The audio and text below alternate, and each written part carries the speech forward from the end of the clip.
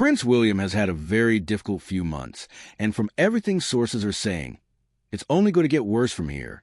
There's a story developing inside Buckingham Palace right now that honestly feels like it's been building for decades. It involves a woman who disrupted a royal marriage, the woman who spent a lifetime rewriting her own history at the expense of another woman's legacy. It all came to a head recently with an institutional action that lasted less than 10 minutes. Short, precise, and according to sources, the kind of conversation someone has when they've already made the decision.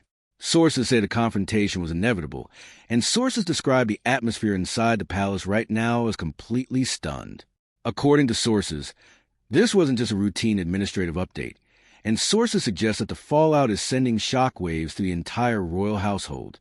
That call, and the discovery that preceded it, was the first move in something much bigger. For years, the Prince of Wales chose to bide his time, maintaining a dignified public silence while quietly observing the shifting dynamics of the court.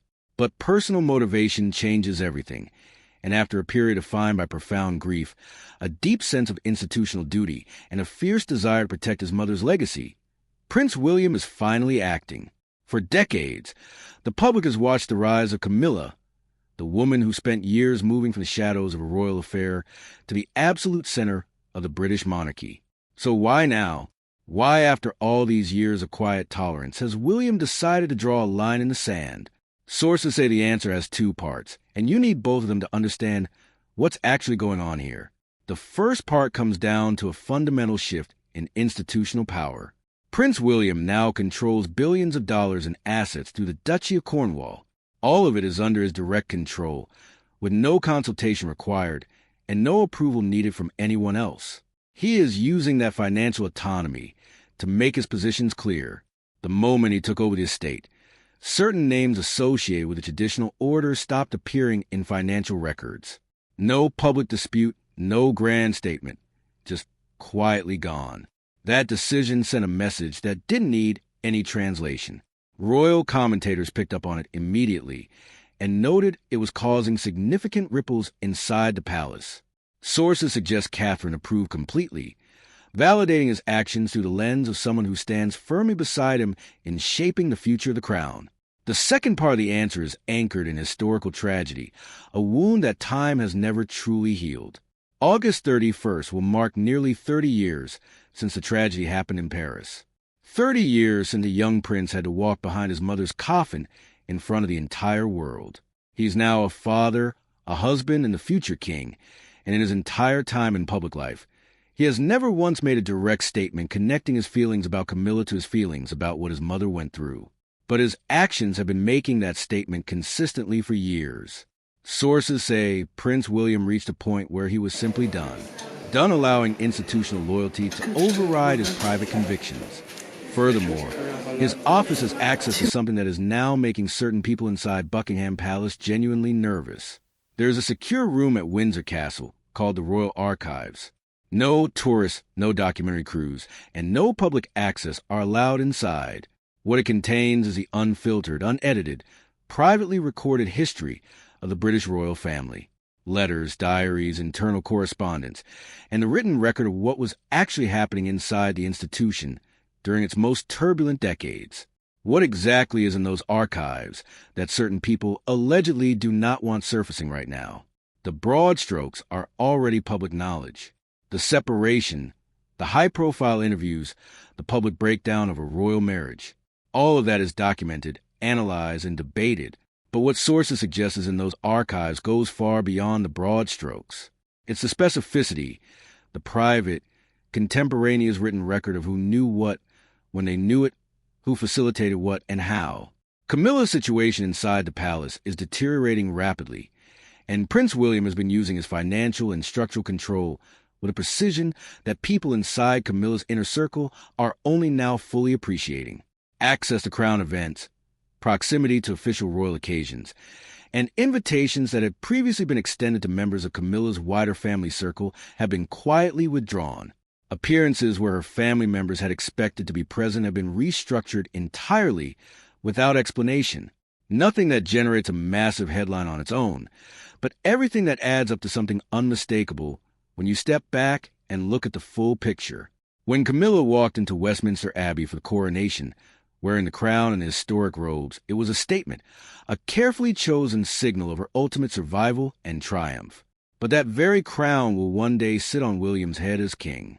When that happens, the symbolic transfer of power will be so total and so unmistakable that everything Camilla's moment represented will effectively be overwritten. Look at how patronage shifts are already signaling this transition. When Queen Elizabeth died, the crown held hundreds of royal patronages, and the redistribution of those titles among working royals has been ongoing since then. Sources suggest Prince William has allegedly been involved in certain patronage decisions in ways that have quietly but permanently shaped that redistribution. Camilla's personal actions also reveal the pressure she is under. She sold Ray Millhouse, her private country home. There was no press release, no lifestyle magazine feature, and no carefully managed announcement. It was just a property that appeared on the market and disappeared from her portfolio. People do not sell their personal sanctuaries casually.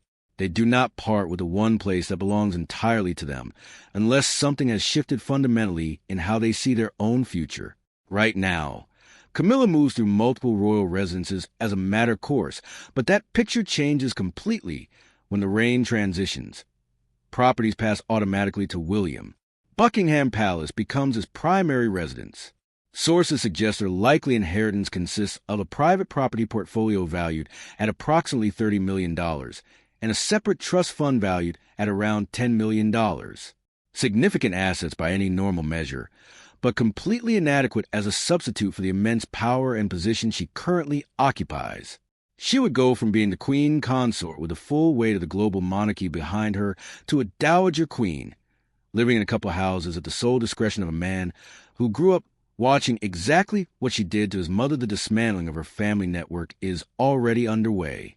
Her close associates have been removed from the official palace payroll. Her family members' access to private royal spaces is allegedly finished, and her broader circle's proximity to crown events is quietly narrowing. Sources suggest William is dismantling it piece by piece with a patience and thoroughness that speaks to genuine, long-term intent rather than temporary frustration. Even external controversies have complicated her position, as historic names and past associations reappear in public documents. While there is no evidence of criminal wrongdoing on her part, the association remains real and documented. Sources suggest William has made his position completely clear to the household, distance the institution from these liabilities permanently, or accept the consequences. Camilla has not fully complied, viewing the forced ending of lifelong loyalties as both personally impossible and fundamentally unfair. William, however, views her continued stance as evidence of exactly the kind of judgment failure that justifies his concerns. This has placed King Charles in an impossible position. He made a phone call to William recently that sources describe as one of the most difficult conversations between the two men in decades. It was not angry, not accusatory, but quiet and deeply pained. The king is navigating his own heavy burdens, managing significant health issues while maintaining his public duties with genuine discipline. But discipline is not the same as strength. Protecting Camilla's long-term position would mean telling William to restore her family's access and privileges. William would not comply, and the king knows it. It would mean telling Catherine to step back, and she would not comply either. The moral bind is inescapable. Charles is the man who conducted the affair that Diana described in terms of profound personal devastation. He is the reason that grief exists. How do you argue against your son's grief over his mother when you are the reason that grief exists in the first place? There's a version of this story that looks like simple revenge. Two young royals systematically dismantling everything Camilla built as payback for what she did to Diana. And there's another version that looks like something more considered and more lasting than revenge. Sources suggest the second version is closer to the truth. Simple revenge would look like Camilla being publicly humiliated, stripped of everything in one dramatic, explosive moment. That is not what sources describe William as building. Think about what Diana actually stood for, not the fairy tale image, but the real substance of what she did. She touched AIDS patients when the establishment was still treating the disease as something shameful. She walked through active minefields to make a political point about weapons killing civilians. She sat with homeless people and looked them in the eye, treating them as fully human in a way that senior royals simply were not supposed to do. She did all of this against the active resistance of an institution that found her emotional directness threatening and her popularity destabilizing. She was right about all of it. The institution was wrong. Now, her son runs the day-to-day operations of that institution. Sources suggest William's modernization agenda is not simply good management practice. It is Diana expressed institutionally. The emotional intelligence she was told was inappropriate. The public accountability she was told was dangerous. The genuine human connection she was told was beneath the dignity of a senior royal.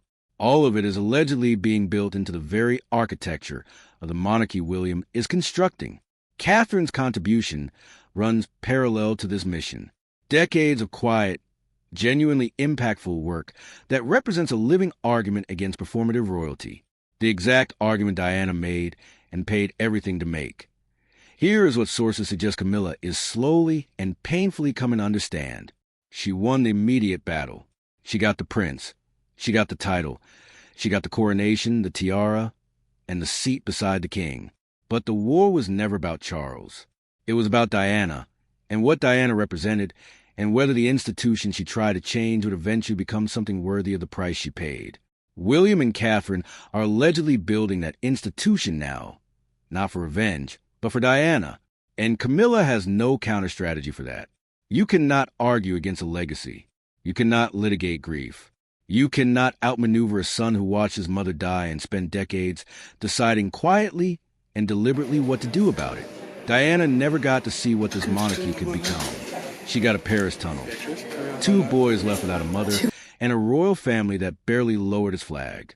But sources suggest something is happening inside that palace right now that she never lived to see.